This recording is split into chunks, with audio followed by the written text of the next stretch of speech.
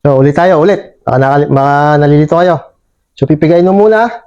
Piga, 1, 2, 3, 4, 5, 6, 7, 8, 9, 10. Yan, matigas na. Diin ha. Diin dito, matatag.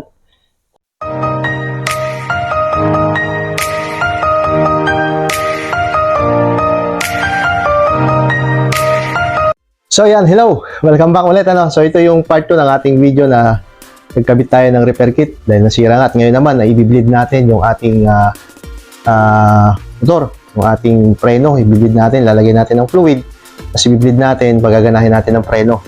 Hindi po pwedeng pinalitan lang natin ng repair kit, tapos okay na. So, kailangan ibalik natin sa dati yung preno. Wala kasing preno yan, no? Walang fluid dito, di ba? So, kailangan lagyan ng fluid, i-bleed, tapos kailangan malakas ang preno. So, paano nga bang gawin yun? So, ito, ituturo ko sa inyo mga kateknik kung paano. So, siyempre, number 1, lalagyan muna natin ito ng fluid, yung reservoir niya, no? Habang nagbi-bleed tayo, habang ginagawa natin yung proseso, huwag nating hayaang matuyo yun o mawala ng laman. Kasi pag nawala ng laman yun at nakahigop ulit ng hangin, balik tayo sa dati. Balik back to zero tayo. So, kailangan meron kayong ganito. Gagamitin natin ito mamaya. Bakit transparent yung hose niya? Tsaka bakit may ganito? May bote. Pwede naman yung maliit. Yung maliliit na bote. Pwede na yun. Wala lang kasi ako makita. Ito lang nakita ko kaya ito na lang yung ginawa ko. Tapos, meron din kayong ganito. Tubig na may sabon. Tapos putasan nyo na lang dyan sa takip niya. Para just in case na pumatak sa mga mags natin o sa isang part ng motor natin na may pintura, bugahan agad natin ito. Pwede naman tubig lang. Pero mas better kung may sabon. No? Pwedeng tubig lang kasi matapang masyado yung fluid. Sisira yung pintura ng motor natin once na natalsikan yan. Kahit anong part ng motor natin yan, basta may pintura. At saka yung may top coat, masisira yan. Dahil matapang yung fluid, mainit. Pati yung fairings natin, maapektuhan, masisira. Lulutong. No? Pati mags natin, kung nakamags tayo, no? So, agad-agad, bugahan natin ng tubig. Hindi ka tubig na may sabon. So, yun. So, yun una. Siyempre, lalagyan nga natin to ng fluid, no? Yun, no? Tapos, takpan natin ng basahan tong pwedeng patakan. Para iwas ano na rin. Safety na rin para sa fluid niya. Kaya, pigayin lang muna natin yung lever. Palabasin natin yung hangin.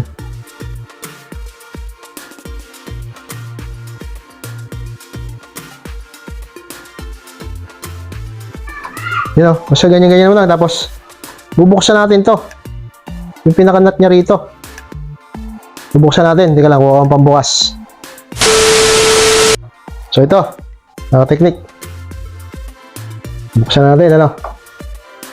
Ito, pipigayin mo muna ganyan. Piga. Bago mo i-open dito. Dito. Open mo, no? Yun, pumusit yung hangin, di ba? May hangin pa. Tapos sara. Sara mo muna. Bitaw. Bitaw ng lever. Oh, ayun, meron na. Tapos pag ganyan lang tumigas na, okay na yan. Lipat ka na dun sa baba. Ito kasi, saglit lang. Ito, bigas na agad. Meron na siya. Ano? Same process lang. Sa piga ka muna dito. Bukas. Tapos, sasara muna bago mo bibitawan dito. Tapos, huwag mo hayaang may empty yung reservoir. Tapos, after nyan, kasi yung hose nyan may hangin pa. Hindi pa tayo doon sa baba. So, ulit tayo, ulit. Baka nalilito kayo. So, pipigayin mo muna. Piga. 1, 2, 3, 4, 5, 6, 7, 8, 9, 10. Yan, matigas na. Diin ha. Diin dito, matatag. Tapos, saka mabubuksan dito ngayon. Ayun, bumusik pa. Diba? Meron pa.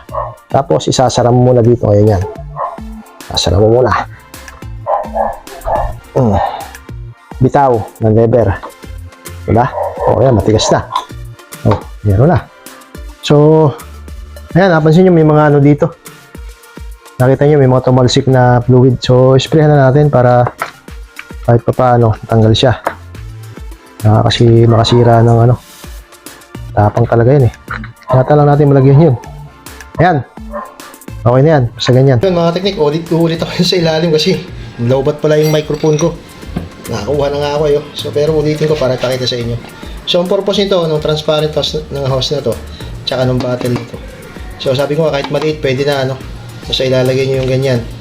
Ang purpose nitong hose na to, para makita nyo kung may hangin pang lalabas dito, o wala na. Kasi susok-sok nyo yan sa dulo ng bleeder. Ito muna, suksok nyo, isuot nyo muna sa loob ng bleeder. Sakto lang na mapipihit nyo. Yan. Tapos, yung dulo nitong hose na to, ito. Suksok nyo na sa ibabaw ng bleeder. No?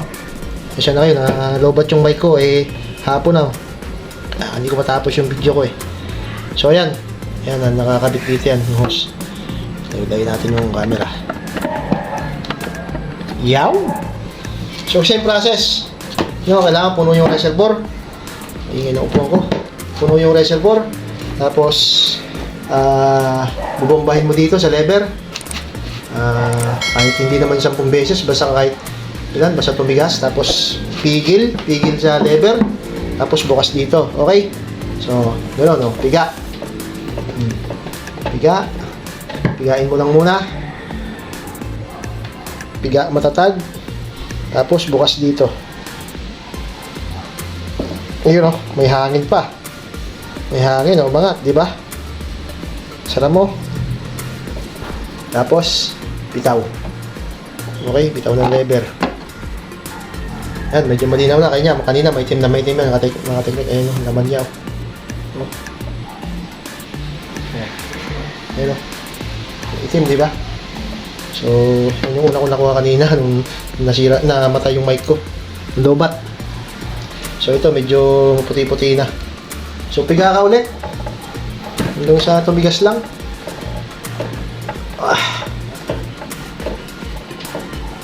Piga. Piga matatag. Bukas dito sa bleeder. Yan, umaangat, di ba? Tapos, sara mo muna. Tapos, bitaw sa lever. Piga ulit. Ganun lang, paulit-ulit lang yung proseso mga katiktik hanggang sa luminaw yan. Nilinaw yan, kaya transparent yung nilalagay natin dito para makita mo yung kondisyon ng fluid mo at saka kung may hangin pang lumalabas. Hanggat may bula na lumalabas, huwag mong titigilan. Pero ito, okay na, solid na yung fluid nito, palilinawin na lang natin. Bomba ulit. Lagi i-check yung reservoir kung may laman pa para maubusan, and then piga, and then bukas dito. Wala na, solid na yung tapos sara, tapos bitaw. Yung sukat nga pala nitong pamihit natin 8 na close, ha. Huwag kayong gagamit ng open kasi baka mabilog yung bleeder nyo. Okay, so wala, same process lang mga teknik, paulit-ulit lang pa hanggang sa yan, mapalinaw nyo yung inyong fluid na nagagaling dito sa caliper. Dito na kasi yan, stock na kasi dito yan eh. So yung bumababa galing sa reservoir, pupunta yan dito hanggang sa luminis siya nandito. Basta dagdagan lang ng dagdag doon sa reservoir mo. Tapos same process lang, paulit-ulit lang hanggang sa luminaw yan. At malakas na rin yun for sure yung preno mo. 100% yun. Okay, yun lang. So yun, okay na mga teknik. Nakita nyo na yung paano i-bleed ng maayos yung ating mga preno. So perfect yun mga teknik pag ganun yung ginawa nyong paraan ng pag-bleed na inyong mga preno. So 100% yan, gaganda yung preno nyo. O may bibleed nyo ng maayos. Kasi namomonitor nyo yung labas ng fluid. Excuse me, nabusog ako, kumain ng kanina. Labas ng fluid dun sa hose. Kasi nga transparent siya. Tsaka makikita nyo dun sa bote kung ano yung nilalabas niya. Ito, napakarumi. So ito yung nakuha natin. Stuck yan dun sa brake caliper, dun sa piston niya. So bakit ba kailangan walang hangin yung natin, yung piston o yung preno natin? Siyempre, yung hangin kasi mga ka-technique, nako-compress yan eh. Nako-compress. Ibig sabihin, pag yung kaya fluid yung nilalagay natin sa mga preno natin, hindi kasi nako-compress yung tubig o yung fluid, hindi nako-compress yan ng kahit anong gawin mo. Talagang pag in-apply mo ng pressure, nagiging solid siya. Yun. Pero kung may kasamang hangin, malabo, hindi siya magiging solid kasi yung siya yung may gap So, hindi siya nagiging solid. So, yun yung purpose para solid yung tumutulak doon sa piston para maganda yung preno mo, kapit na kapit. Tutulak niya yung brake pad mo, solid na solid yun. Walang ano yun, walang hangin. Kasi pagka may hangin yun, babalik lang yun eh. Ibabalik lang ng ano yun, ng brake pad mo. So, mahina ang preno mo, di ba? Yun ang purpose, kaya inaalisan natin ng hangin yung ating mga preno. Para 100% siya na maayos yung preno mo. Hindi pwedeng teka-teka yung preno natin, di ba?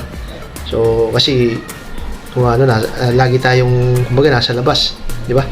Nandiyan tayo sa kalsada. Mga alanganing mga sudden brake na sinasabi, kailangan 100% yung preno natin. Yun lang mga teknik. Konting trivia lang about sa mga preno natin. Kaya natin binibleed yan, nasa ng hangin kasi ganun na nangyayari. So, kailangan solid na solid yung fluid na tumutulak dyan sa brake pad natin. Walang gahibla na hangin. No? So, yun lang mga teknik. At maraming salamat. At nakarating ka ulit sa dulo ng aking video na to. Maraming salamat sa panonood ng mga videos ko. No? So, hindi ko sinama to dun sa isang video ko kasi masyado na mahaba. So, pinano ko siya, pinagbukod ko. Okay? Yun, maraming salamat mga teknik. At yun nga, sa paggamot ng ating mga pangarap, syempre, una gagawa ka ng hakbang. Pangalawa ay huwag mo tong titigilan. At syempre, yung pangatlo yung pinaka-importante. Samahan natin ito na isang taimtim na panalangin na nasabi ng Lord. Kung wala siya, ay wala tayong magagawa. At yun nga, kung napadaan ka nga lang sa aking video, sa aking video na to at hindi ka pa nakasubscribe, please subscribe at i-hit mo na rin yung notification bell para lagi kang updated sa lahat ng aking uploads. Yun lang mga teknik, maraming salamat. Hanggang sa muli. Thank you! Shaboom!